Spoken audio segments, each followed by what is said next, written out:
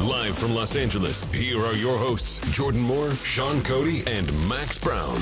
Hello and welcome to Trojans Live, presented by Monster Energy on AM 790 KBC and across the USC Trojans Media Network. I am Jordan Moore alongside Sean Cody, Max Brown, and the head coach, Lincoln Riley, fresh off another win. We are happy to be working here on Labor Day and talking ball with you. And we've got the coach right now, brought to you by I Trust Capital, the official crypto platform of the USC Trojans. Coach fresh off the practice field. No holidays for the Trojans in season. I want to start with the defense, Coach. I mean, it was obviously an all-around great performance on Saturday, but you got down on the depth chart. You got a little thin at inside linebacker, but John and Shane, to our eyes, looked like they stepped up. What did you see from those two guys? They did. Both guys played well, handled the reps well, and yeah, it was. All of a sudden you look up and you don't have two guys in tackle gets ejected. They're pretty early on the helmet-to-helmet shot, but I don't think there was really any concern on the sideline. I mean, you got two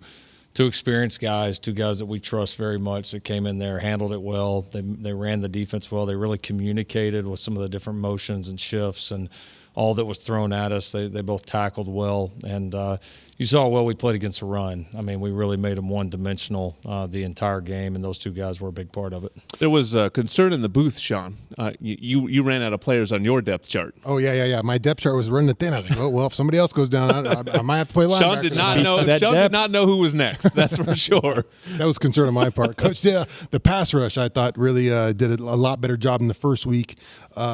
Maintaining lanes in the rush lane, not letting the quarterback escape. You saw Bear Alexander had some great rushes. I thought Jamil Muhammad, the young man, Braylon Shelby with a nice rush off the edge. What do you think about the pass rush and containing the quarterback? Yeah, you said it. We were, we got a lot of push again, but it was definitely more controlled. Yep. It was another athletic quarterback, a guy that we knew could hurt us if we weren't disciplined. And obviously, we saw that some in week one, and that was a huge point of emphasis. Mm-hmm. So give our guys credit. Yeah, I thought we did a good job handling that because, playing the position, it's like you can say all this about lanes and all that, but then if you turn your aggressiveness off, you're not going to get there either. Yeah, it's not like you can kind of shuffle your feet when you're walking up to them. It is such a fine line, right, of being aggressive, but also understanding where the other guys are at, where you're supposed to be, closing down the space and attacking the space that we need you in. And the guys – they were definitely, they did a better job of it, for sure, contained it, and we had a lot of middle push, which that's always the best rush. Yep. Jumping over to the offensive side of the ball, offensive line-wise, a lot of plays where Caleb's having a ton of time back there, and I know last week we talked about the rotation of that unit. What did you see from the offensive line, and are you in a position where that some of those position battles are tightening up and you're getting clarity there, or is that still in the evaluation moving forward? I mean, we're getting more clarity, but there's certainly still some evaluation to go. We played obviously a little bit tighter on some of the units. I thought you saw some of the continuity benefit us as the game went on. We did play a cleaner game in terms of assignments. Still not real jacked about all the penalties that we had up front. That was probably the biggest negative. But guys graded out well. Guys that we played hard. We played pretty physical. And assignment-wise are much more sound. So I do think there are some guys, settling in and starting to play better, but we still think our best is quite a ways out there. You're listening to the head coach, Lincoln Riley, on Trojans Live. I wanted to bring up Jalen Smith. I don't think a guy that gets talked about enough. I believe he led you in tackles in the first game. I think he had 2.5 tackles for loss in the second game. Not only him, but I kind of wanted you to elaborate a little bit more in the modern-day defense and how important that nickel position has become, because it wasn't that long ago where that was just sort of somebody came in really obvious passing situations.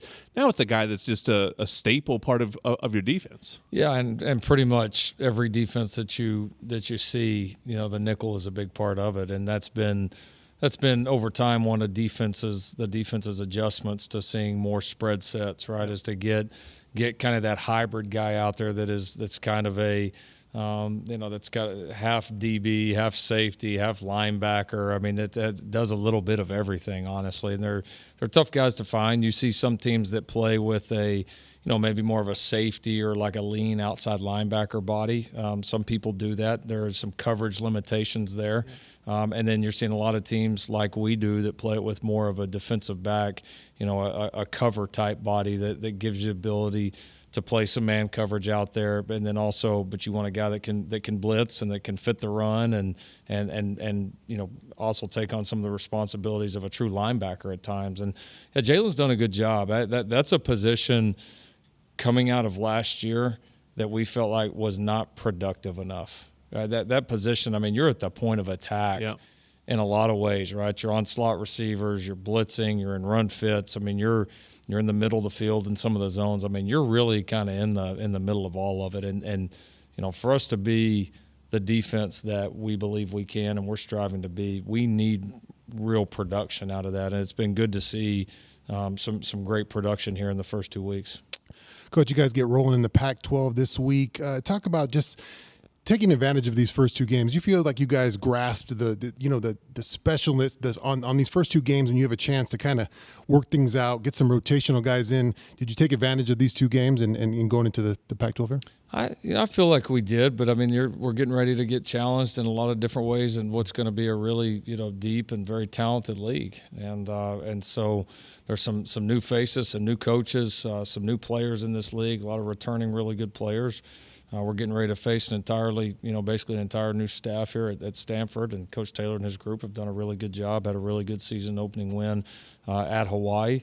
And there's a lot of new faces on this team. This is a very, very different Stanford team, both personnel, coaching, schematically, than the one we faced last year. And so, I'm glad that we've got two under our belt, and I do think we've learned and progressed, but the challenges are still there. And we've really pushed our guys that, like, you're getting ready to go attack a great league, and you've got to rise up. And the level of preparation, the way that we practice, everything that we do has got to take a step up, because our opponents, the challenges that are coming up starting here this week are going to be at a higher level. And the great ones respond to that. And Caleb's been playing at a high level these first two games, and it's two games where he's had explosive play off of scramble drills or scramble type of rules. I know that's a drill in a practice period you always emphasize, but has the emphasis changed because of Caleb's skill set and his mobility and his ability to extend plays in the pocket? Maybe how has it changed since you first became a head coach a decade ago to where football's at now, where the quarterback's even more mobile?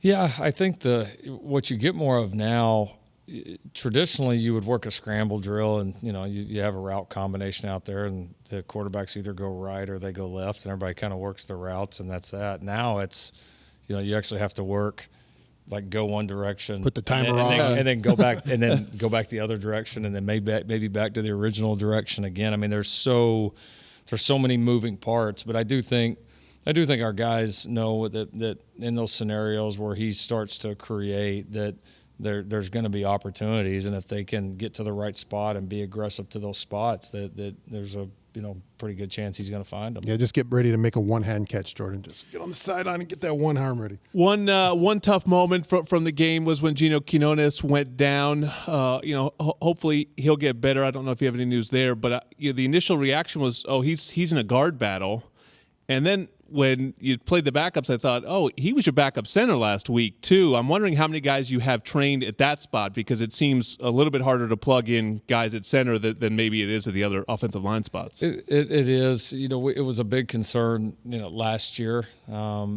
We've really worked hard in the offseason to develop more bodies. Gino was one of those. Andrew Millick's taken a lot of snaps, especially last year. You got to see Killian play some this last week, and Killian played very well. And then we've got a couple of those starters that have the ability to pop in there and play center as well. So we've really worked hard on the depth. Hopefully Gino will be available for us here at some point. But if not, I think we've got enough good options ready to go. We got to see all the facets of Marshawn Lloyd out there on display this weekend. You got to see him. You watched film of him last year, and you're a dynamic running back, but you didn't know he could catch the ball out of the backfield like that, or block like he threw that block for Tyler Washington. Talk about all the layers to his game. Yeah, he played well. He was our offensive player of the game. Just thought he really. He settled down a little bit. I think he was so excited and so into it the first game, even though he's played some college football. It really was until the second half of the San Jose game that he started to kind of find a groove. And Yeah, he played, I thought, much more in control this game. And then you see once he gets out in the open field and cuts it loose, there's some unique explosion. And, yeah, you love seeing, like you mentioned on Taj's touchdown, the high-effort plays. I mean, that's what wins. And a guy like that to be playing as hard as he is, you can tell how bad he wants to win and how bad he wants to compete. Well, we've got a big one coming up on Saturday, a primetime showdown, USC versus Stanford. That's a 7:30 kick in the Coliseum. It's going to be electric on Saturday night. We will go on at 5:30 with the Trojan Tailgate Show. Max will actually be joining us this week on Saturday. Yeah. Week Max 3. Brown? You know, we got a nice warm-up in, then Max comes in to join us when we're in prime condition. The coach will be here for one more segment. A reminder that Monster Energy is the official energy drink of USC. Unleash the Beast. Back with more of Trojans Live next. Trojans Live is sponsored by Pechanga Resort Casino, proud partner of USC football. Jordan Moore, Sean Cody, Max Brown, and Lincoln Riley joins us for one more segment. And, lots more to talk about. So many people contributed, but one guy that I wanted to get to was Taj Washington. He's a guy, I'm not sure a lot of us knew how he would fit into your offense. He had played here before, so he's a guy you inherited. First drive of your first game last year, he was out there making plays, and it was like, oh, okay, you like Taj. Why has he been able to flourish in your system? Mainly because he's one of the most unselfish players that I've ever coached. He just comes to work every single day. He's really competitive. There's no job too big and no job too small. And he's tremendous. I mean, he really is. He's a great special teams player. He's a great blocker. He's really focused. He's really worked hard at his craft. There was a laundry list of things when we got here and evaluated him that we knew he needed to improve on quickly. And we laid those out for him in the plan, and then he just takes it and runs with it. And he's one of those guys, he's never been in, not once has he ever come to my office saying, can I get more plays? Can I get more touches? Can I get more of this, more of that? He just goes and works. And he'll have the same look on his face after the game if he played 20 snaps and caught 2 balls, or if he played 80 snaps and caught 12 balls. That's just him. And so I think there's a lot of trust from us as coaches, from his teammates, and with that has come opportunities, and he continues to make the most of them. Coach, you got another player back this last week, Michael Jackson. He was able to contribute that touchdown. What's it like to get a player like Michael Jackson back in the fold? It was good to get him back. Yeah, he'd had such a good camp, and then had just a real minor injury kind of late into camp that we knew had a chance to maybe hold him out for the first one. But did a good job, got back quickly, and really picked up kind of right where he left off, and obviously had a touchdown and a couple other nice plays in the game. So, he really closed the season for us last year. Mm-hmm. He was an important piece when we had several guys go down and got pretty thin in that receiver room. He was a huge part of that late season run, and we feel like he's really improved a lot and has a chance to be a big part of our offense. Did you know he was going to break out the that was good. Michael Jackson? That was good. It was. There's some celebrations I'm kind of like, but like that one's like you get to tip your hat a little bit. Now it's got to happen like every time. It's got to be his thing. Yeah. Back to Taj real quick. I could be totally off with this, but did I hear right in the post game? Did you call him Chef? Is that the nickname? Where's that come from? Yeah, he's a chef. He's got actually I think a YouTube show that seriously? That he does it. And he's cooked for the team.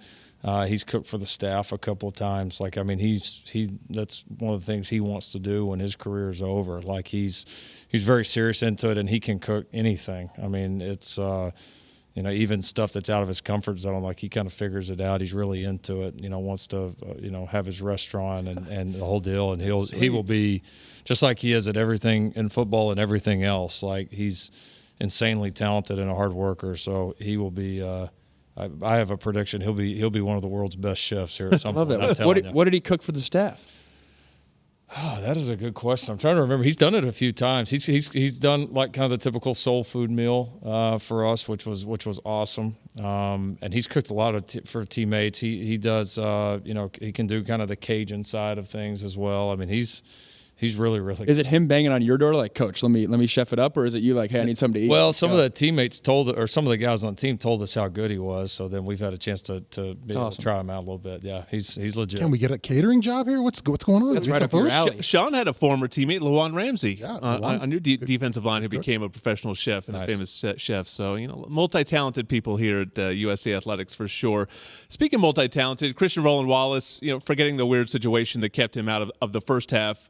Going into the season, it sounded like he was going to be sort of a Swiss Army knife for the secondary. It seemed like he was playing a little bit more on the outside on Saturday in that second half. How do you view him going forward? Still as a guy plugging multiple spots, or is he really in that competition on the outside? No, he's definitely in the competition. I mean, I think he's certainly right in the middle of the talk of, who are our best 5 guys there in the secondary. I mean, he's definitely right in the middle, and I think he'll end up playing significant snaps for us defensively, however it shakes out. But he certainly has provided a lot of value just with his position flexibility and being able to get in here and learn our defense and have the ability to function at those different spots. So we want to give him a chance to really go out there and be a guy, and he's going to get that opportunity. And the snaps that he's had up to this point, he's played well for us.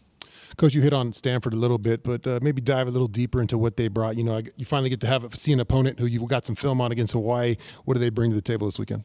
Yeah, well, it's not going to be the Stanford offense of old. No.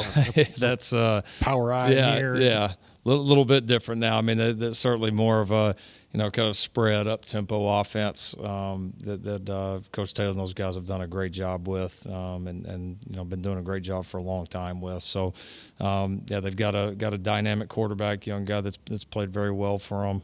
They've brought a few new players in and some guys that really pop on film, and they moved the ball well last week. Defensively as well, a lot of newcomers to the defense, a lot of new players, a couple young guys that played a lot for them last year that you can tell, at least in one game, look like that they've improved. So, but they're two drastically different systems on both sides of the ball. Last year's tape is basically meaningless to us. It'll be a whole new challenge, and obviously Coach has a great reputation, and they're off to a great start, and you can tell they're really playing hard for him. It's a different scheme, but feels like their go-to player is still at the tight end position in Benjamin Jurasik.